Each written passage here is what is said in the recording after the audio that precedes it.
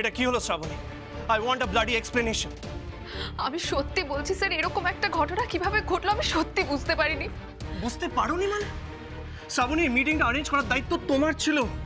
আচ্ছা, ওখানে কি সিকিউরিটি ছিল না? আমি তো বলেছিলাম যে সব ওয়ার্কারদের সাথে আমি আলাদা আলাদা শিফটে দেখা করব, বলিনি আমি? ইয়েস স্যার, আপনি বলেছিলেন, কিন্তু তারপরেও কোম্পানির প্রেমিসেসে বাইরের লোকজন কি করে ঢুকলো বলো শ্রাবণী? মেজদা কোথায়? মেজদা কোথায়? প্লিজ স্যার, আপনি আমার কথাটা শুনুন। আমি কিন্তু শুধুমাত্র আমাদের ওয়ার্কারদেরকেই আসতে বলেছিলাম, কিন্তু এই উটকো লোকগুলো কিভাবে আমাদের কোম্পানির ভেতর ঢুকে এলো, I don't have any idea sir, believe me. You don't have any idea? You are saying you don't have any idea? তুমি বুঝতে পারছো না শ্রাবণী, আমাদের ওয়ার্কারদের মুখে মাস্ক ছিল না, কেউ সোশ্যাল ডিস্টেন্সিং ফলো করছিল না, আর ওখানে মিডিয়া প্রেজেন্ট ছিল, সবার ফটো তোলা হয়েছে। It will be a breaking news in some time. Can you imagine কতটা ব্যাড পাবলিসিটি হবে আমাদের কোম্পানি? শ্রাবণী, চুপ করে আছো কেন? প্লিজ প্লিজ কথা বলো, I want an answer. I am really very sorry sir, I am sorry, really very. Shrabani, না জাস্ট এই পুরো ব্যাপারটা মেনে নিতে পারছি না। আমি ভেবেছিলাম যে ফার্স্ট উইক অফ জুলাই থেকে আবার নর্মালভাবে প্রোডাকশন শুরু করব, কিন্তু কিন্তু পুরো মিটিংটা ভেস্তে গেল। এবার যে কি হবে? আর বাইরের লোকজন কি করে ঢুকলো শ্রাবণী? প্লিজ একটু বলো আমাকে, বাইরের লোকজন কি করে ঢুকলো? অ্যাকচুয়ালি ওরা যে এইভাবে গেট ক্র্যাশ করে ঢুকতে পারে আমরা কেউ এটা ভাবতে পারিনি স্যার। তুমি ভাবতে পারোনি বলে এত বড় মিস্টেক হয়ে যাবে? Shrabani, I want to answer right now. কি ব্যাপার নিখিল, কি হয়েছে?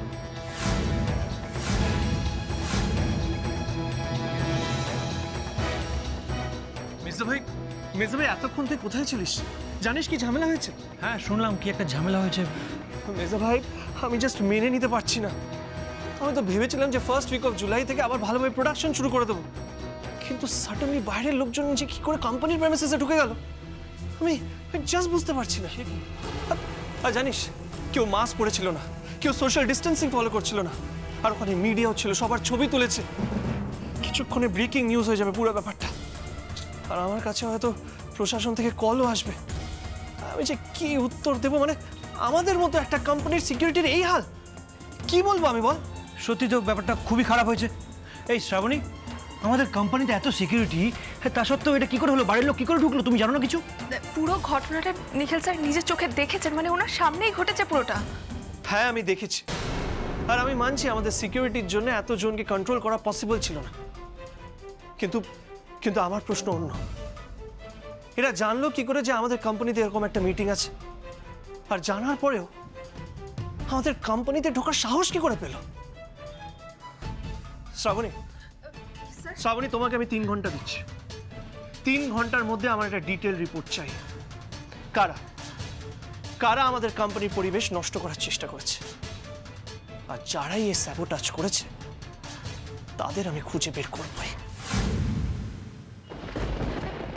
স্যার, এবার কি হবে স্যার? আপনি বুঝতে পারছেন নিখিল স্যার আমার উপর ঠিক কতটা রেগে আছেন? মাত্র 3 ঘন্টা, 3 ঘন্টার মধ্যে যদি আমি রিপোর্ট দিতে না পারি তাহলে আমার চাকরিটা চলে যাবে স্যার। কিচ্ছু হবে না শ্রাবণী, আমি তো আছি। তুমি আগে আমাকে বলো, ঝামেলাটা কেমন পাকালে? মানে সবাই নিশ্চয়ই সোশ্যাল ডিস্টেন্সিং পালন করছিল না, হ্যাঁ? আর গাড়িটা হাত দিচ্ছিল, হ্যাঁ বলো।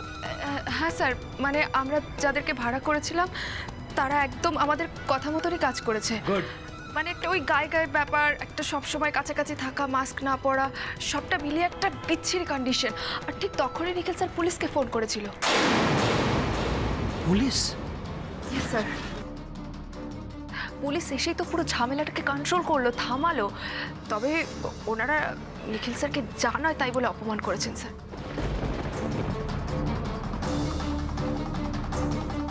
তাই? কি বললো? বললো যে করোনার এরকম একটা সিচুয়েশনের মধ্যে আমরা কি করে এরকম একটা জমায় তেলাও করলাম, আর এটা একটা ইললিগাল কাজ, অনেক কিছু বলেছে।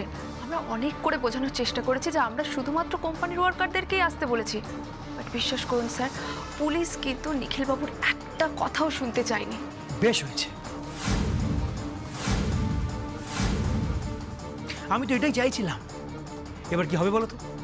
মিডিয়া থেকে, প্রশাসন থেকে যা চাপ আসবে, নিখিল নতুন করে প্রোডাক্ট লঞ্চ করার কথা, কোম্পানি শুরু করার কথা স্বপ্নেও ভাবতে পারবে না। মেজদা ভাই,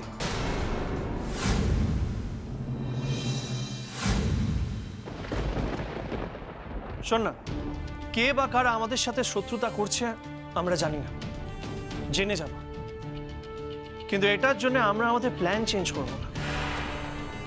মানে মানে আমরা যেদিন ভেবেছিলাম, যেভাবে ভেবেছিলাম, সেভাবেই প্রোডাকশন শুরু হবে। নিখিল, বলছি আমি শ্রাবণীর থেকে ডিটেলে জানলাম, মানে যেরকম গন্ডগোল হয়েছে, প্রশাসন কি নতুন করে প্রোডাকশন লঞ্চ করতে দেবে, মানে নতুন প্রোডাক্ট লঞ্চ করতে দেবে? আমার তো মনে হয় না, সন্দেহ আছে। না মেসা ভাই, প্রোডাকশন আমাদের শুরু করতেই হবে, না হলে তো যারা আমাদের সাথে শত্রুতা করছে তারা জিতে যাবে।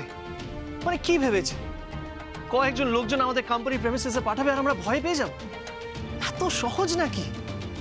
দরকার হলে আমি নিজে প্রশাসনের সাথে কথা বলবো, পলিটিক্যাল ইনফ্লুয়েন্স ইউজ করব, কিন্তু প্রোডাকশন শুরু হবেই। শ্রাবণী, শ্রাবণী, তুমি একটা নোটিশ তৈরি করো, ওখানে লেখো যে সব প্রিকশন নিয়ে আমরা প্রোডাকশন শুরু করছি, সব ওয়ার্কারদের মেডিকেল টেস্ট হবে, সিকিউরিটি বাড়ানো হবে। অ্যান্ড ইয়েস, আজকে যেই ঘটনাটা ঘটেছে সেটা রিপিট হবে না। নিখিল, তুই কি একটু বেশি রিস্ক নিয়ে ফেলছিস না? না মেসা ভাই, আমি শুধু প্রয়োজনীয় পদক্ষেপ নিচ্ছি। ভয় পাইয়ে অন্তত আমাকে দমিয়ে রাখা যাবে না। আমার কি মনে হয় জানিস, যারা শ্যামাকে খুন করার চেষ্টা করেছে তারাই এই কাজটা করেছে।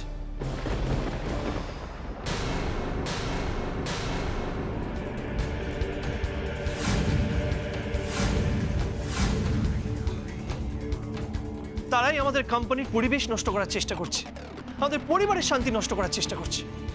আই এম শিওর মিসদা ভাই, এই সব কিছু তাদেরই কাজ।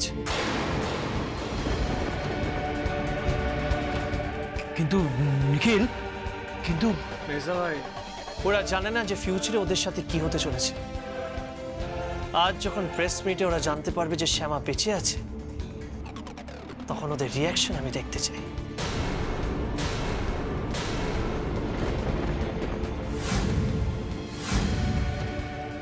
ওরা তো এত চেষ্টা করলো শ্যামাকে মেরে ফেলার, কেউ তারপরেও যখন জানতে পারবে যে শ্যামা ফিরে এসেছে, তখন ওদের মুখগুলো আমি দেখতে চাই মেস্তা ভাই। শ্যামা বেঁচে আছে? এনিওয়েজ, এই তুই প্রেস মিটে থাকবি না? হ্যাঁ হ্যাঁ, নিশ্চয়ই থাকবো। তাহলে চল, মানে বিকেল হয়ে গেছে তো, তাড়াতাড়ি আয়। শ্রাবণী, ভুলে যেও না, 3 hours।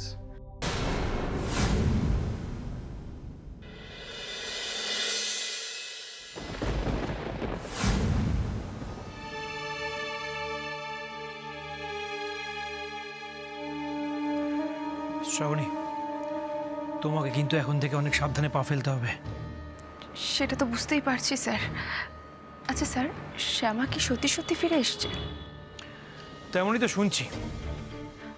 স্যার বলছিলাম যে, আর কিছু বলতে হবে না, কাজে ফোকাস করো, ওকে? বেশি কথা জিজ্ঞেস করো না, যাও যাও।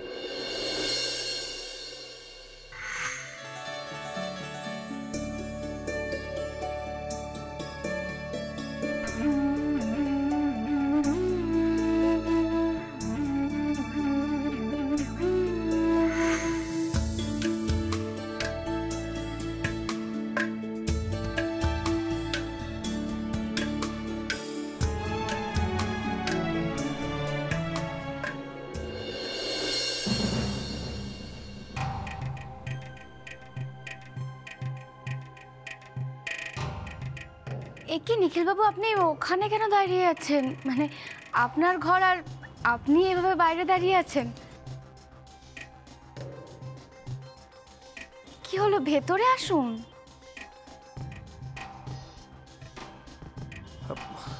বলছিলাম আপনি রেডি তো?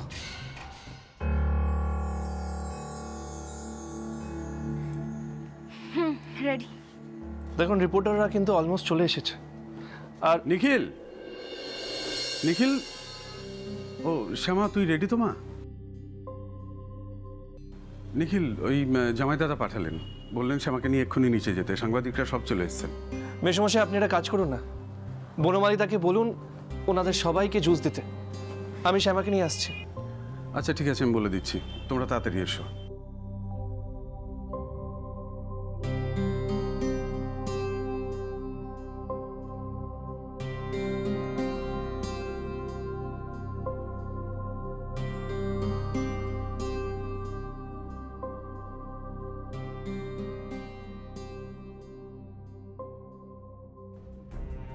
মাম, আমাদের কাছে কিন্তু একদম সময় নেই, এবার কিন্তু আপনাকে রিপোর্টারদের ফেস করতে হবে। কৃষ্ণকলির যারা ফ্যান তারা খুব খুশি হবে that Shyama is back, but শ্যামার খুনিরা আবার শ্যামাকে অ্যাটাক করার চেষ্টা করবে, ফলে ফলে আপনার রিস্ক কিন্তু আরো বেড়ে যাবে।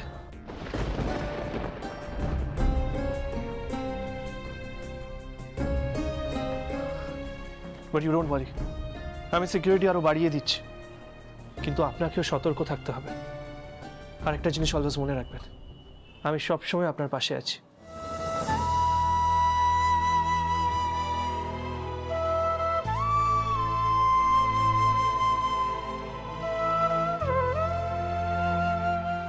আচ্ছা, আপনার নার্ভাস লাগছে না তো?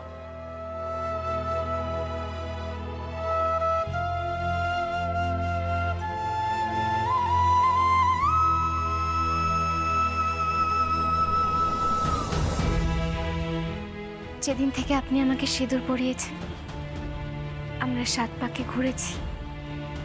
পুরোহিত মশাই মন্ত্র পড়ে আমাদেরকে 7 জন্মের মতো বেঁধেছেন। সেদিন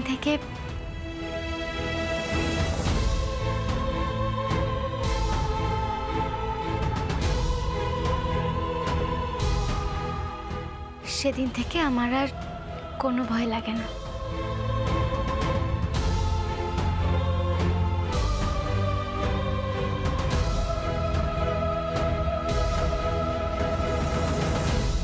কারণ আমি জানি, আমি যদি বিপদে পড়ি তাহলে আর কেউ না আসুক, নিখিলবাবু আমাকে ঠিক বাঁচাতে আসবেন।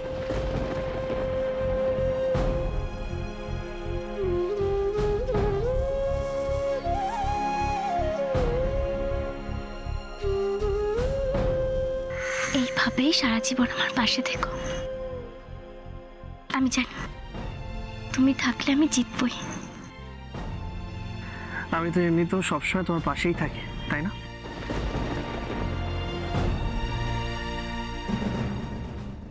বলছিলাম সবাই ওয়েট করছে, চলো।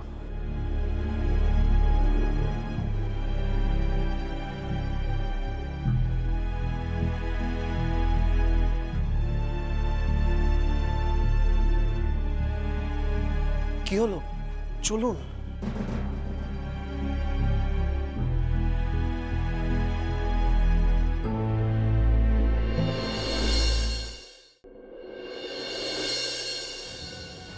কি দিন এলো বলুন দেখি, আগে কেউ বাড়িতে এলে জল বাতাসা দেওয়া হতো, এখন হাতে হাতে স্যানিটাইজার দিতে হচ্ছে। ও বনমালীদা, সবাইকে দাও তো।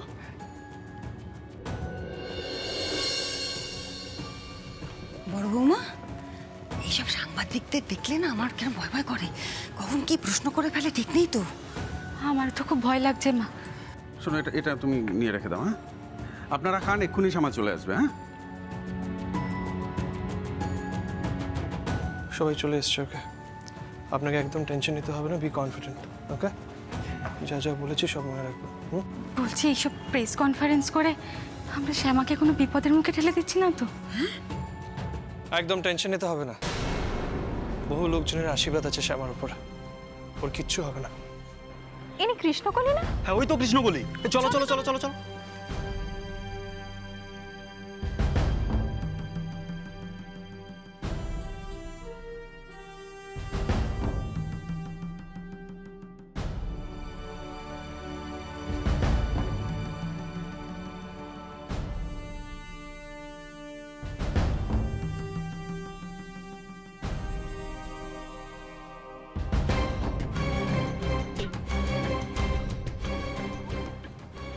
শ্যামা, ভয় পাস না।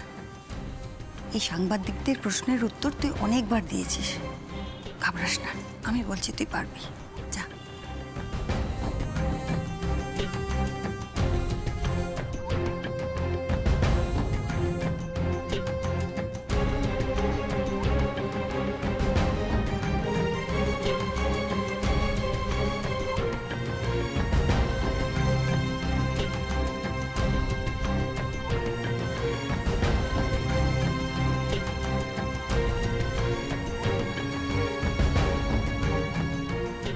মাথা ঠান্ডা রাখবে অশোক, এত লোকজনের সামনে উল্টোপাল্টা কিছু বলে ফেলো না, বুঝতে পেরেছো?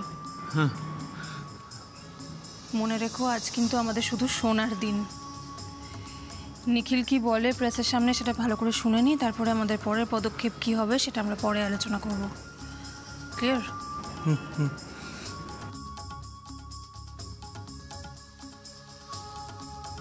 অশোক, কি হয়েছে? এরকম করছো কেন?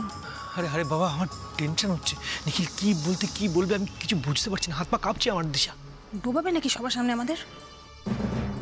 স্টেডি অশোক, ঠিক করো নিজেকে।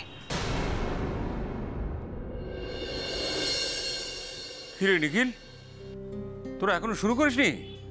আর শুরু কর। না বাবা, এবার শুরু করব। হ্যাঁ কর, বাইরে তো আরো প্রেসের লোকজন অপেক্ষা করছি। না বাবা, সবাইকে অ্যালাউ করা যাবে না। কিছু প্রমিনেন্ট হাউসের রিপোর্টার দিয়েই অ্যালাউ করা হয়েছে, বাকিদের আমরা প্রেস রিলিজ দিয়ে দেবো। হ্যাঁ নিখিল, আমি সব লিখে রেখেছি। তাহলে মেশোমশাই একটা কাজ করুন, এই প্রেস রিলিজগুলো বাইরের রিপোর্টারদের দিয়ে আসুন। আর যদি ওদের কোনো প্রশ্ন থাকে ওদের লিখে দিতে বলুন, আমি রিপ্লাই ব্যাক করব। আচ্ছা ঠিক আছে। এইবার আপনারা বলুন। আমি জানি আপনাদের মনে অনেক প্রশ্ন আছে। এতদিন পর কৃষ্ণকলিকে দেখছেন, এক এক করে আপনাদের প্রশ্ন করতে পারেন। কৃষ্ণকলি, আপনি কবে এবং কিভাবে ফিরে এলেন? আমরা তো জানতাম আপনার খুন হয়েছিল।